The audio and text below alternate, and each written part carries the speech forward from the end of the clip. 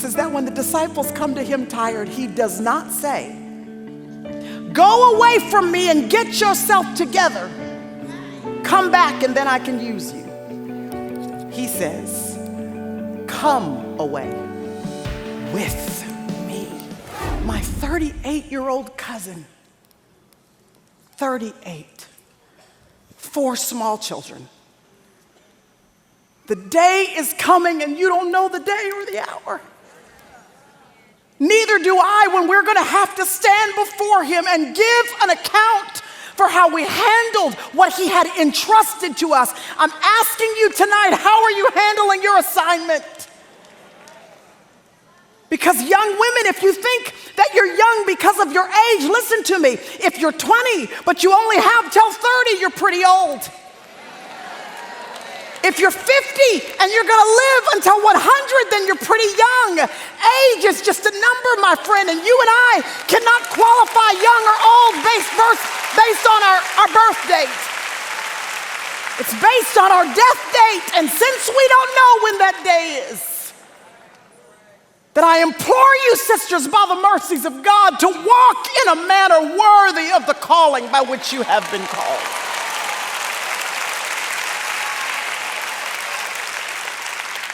Because listen, I don't know about y'all, but when I see him face to face, I'm looking for a well done. I'm looking for well done. When I see him, he will not ask me how many Instagram followers I had. He will not wonder whether or not folks liked my post. He will not be interested in whether or not my selfies were perfectly lit. He will ask me, did I know his son? And then I will give an account.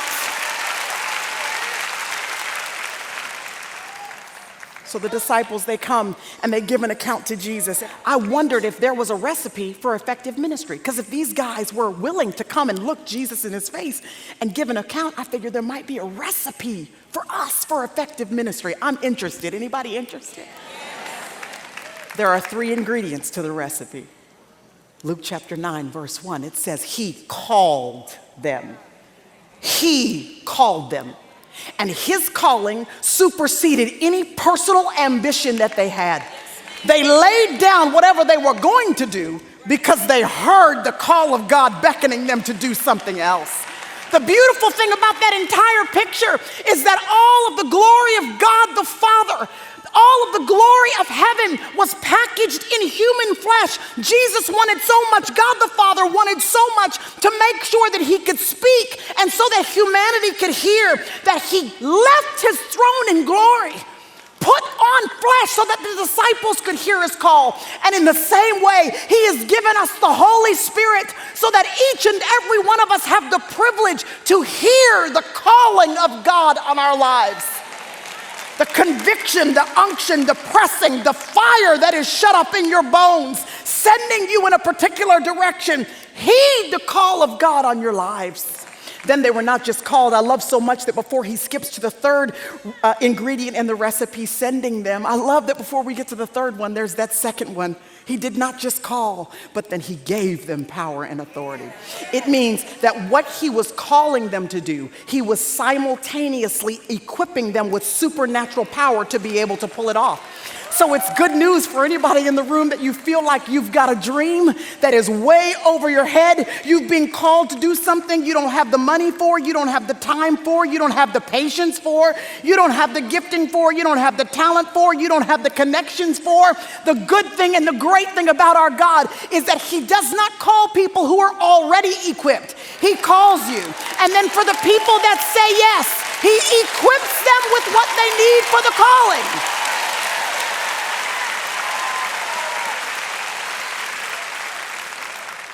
He entrusted them with power and authority. And can I tell you why this is important?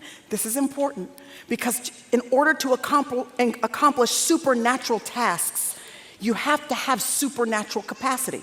In other words, you can be the most talented person in the world, but if you go in your own strength and power, you still won't be able to accomplish the God calling on your life. It requires what it is that only God himself can give to you to accomplish the task. Ooh, the enemy hopes you will go in your own power. He hopes you will think you are flashy enough and savvy enough and talented enough and impressive enough so that you will no longer lean on God instead of leaning to your own understanding. But it is not by power, and it is not by might. It is by the Spirit of God.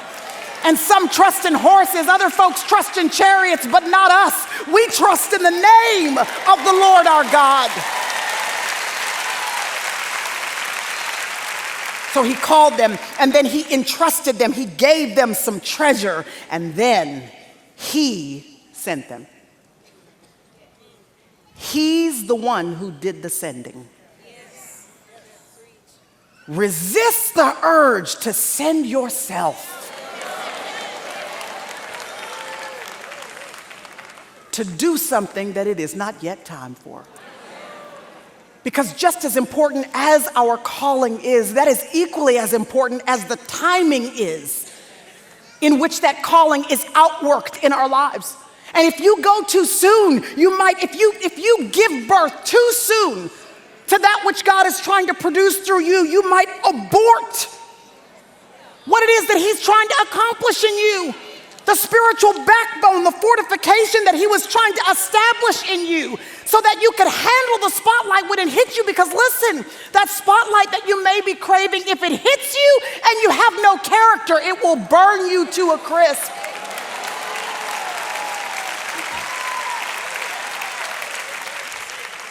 So he called them, he entrusted them, he sent them out, and they returned to him and gave an account. They were tired.